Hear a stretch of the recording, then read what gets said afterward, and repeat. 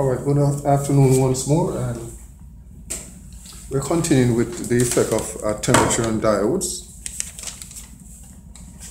Once again, Gilpin.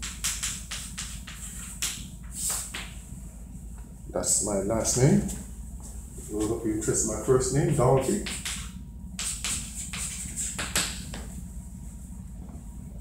But we have looked at the diode, and in just the previous session we looked at the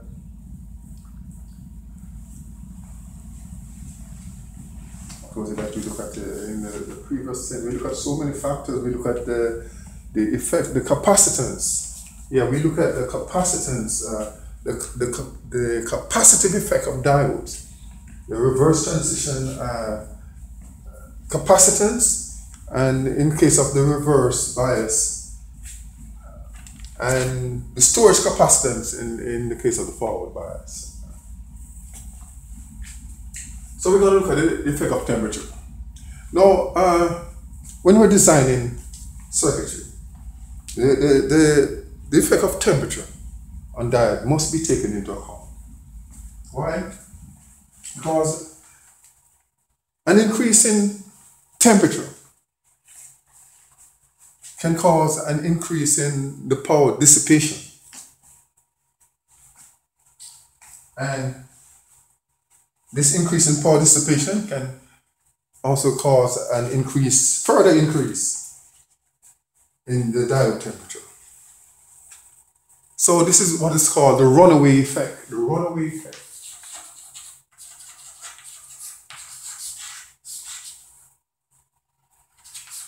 UFFECT.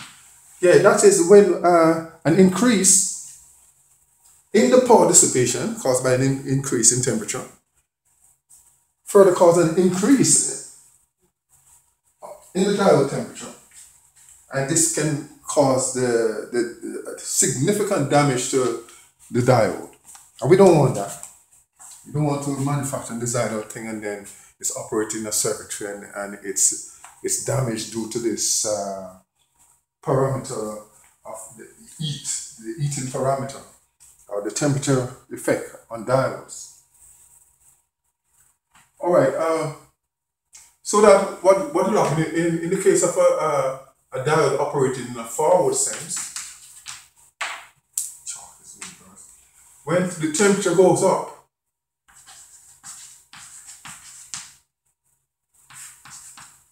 the voltage goes down. So that's like an inverse effect. The increase in temperature causes a decrease in the voltage. All right, let's write up some relation, mathematical relation between the temperature and the voltage. So if we say now that if the current ID equals constant, and if we say V diode at temperature 1 minus V diode at original or initial temperature is equal to minus a constant temperature 1 minus temperature 0 for ID equals constant. Yeah, we are keeping the current constant. And for the case for room temperature, equal approximately 25 degrees centigrade. And T1 is a new diode temperature.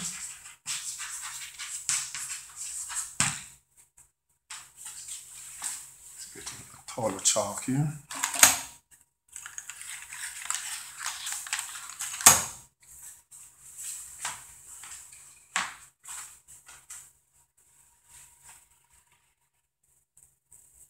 And K equals now the temperature coefficient.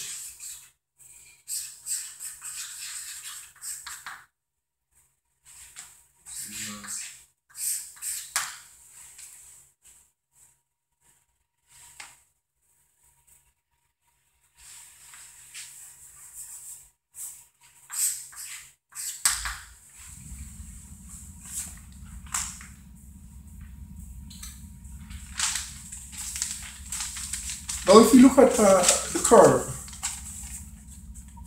a temperature coefficient of diodes as a function of diode voltages at room temperature. Let's look at the various curves for various diodes, the temperature coefficient for various diodes. I'm looking for my duster.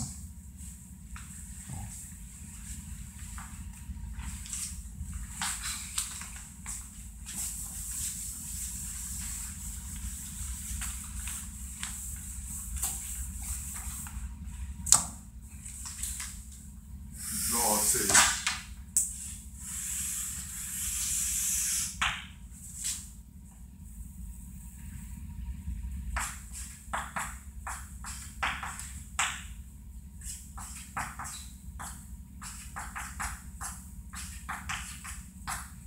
.6, 0.7, 0.8, 0.9, 0, 0.4, 0.8, 1.2, 1.6, 2, 2.4, 2.8.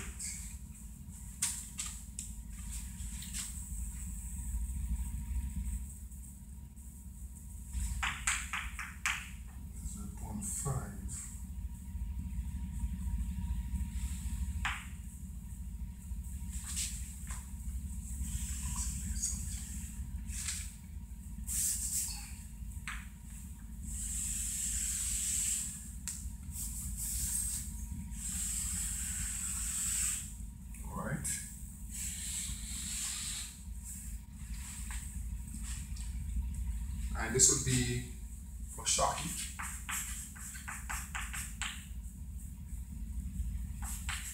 The Shocky diode. Draw this parallel here to this one. Forgive my my drawing at this time. These two lines are supposed to be parallel.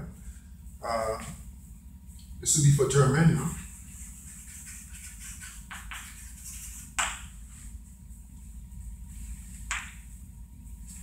This one out here would be for silicon.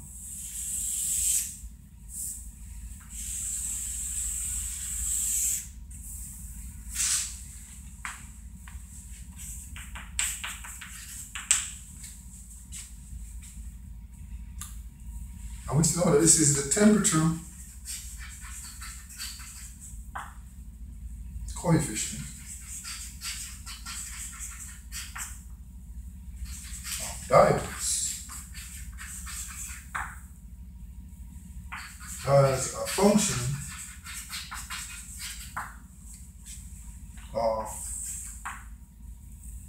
diode voltage.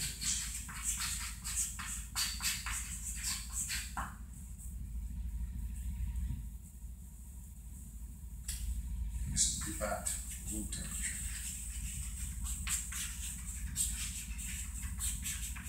No, that's approximately 25 degrees centigrade.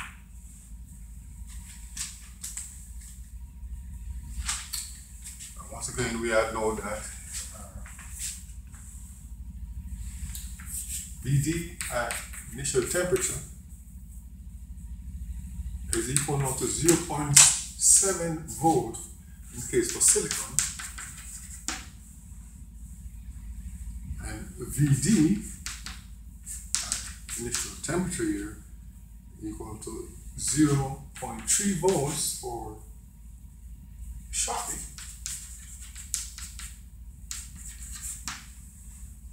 and equal to 0.2 volts for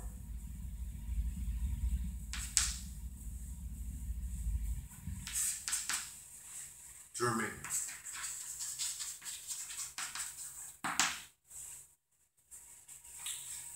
This is rather bad drawing here. These are supposed to be straight lines.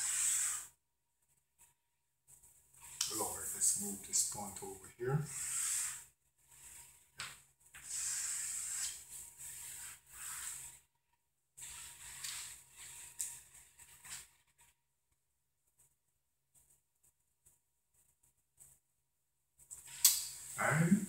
we say now that K, which is the temperature coefficient, that's equal to 2.5 MV per degree C for germanium.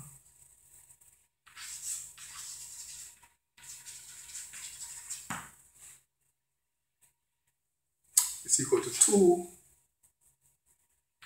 millivolts per degree C for silicon.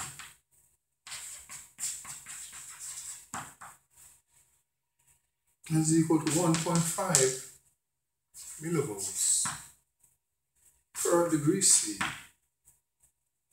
in the case of Schottky.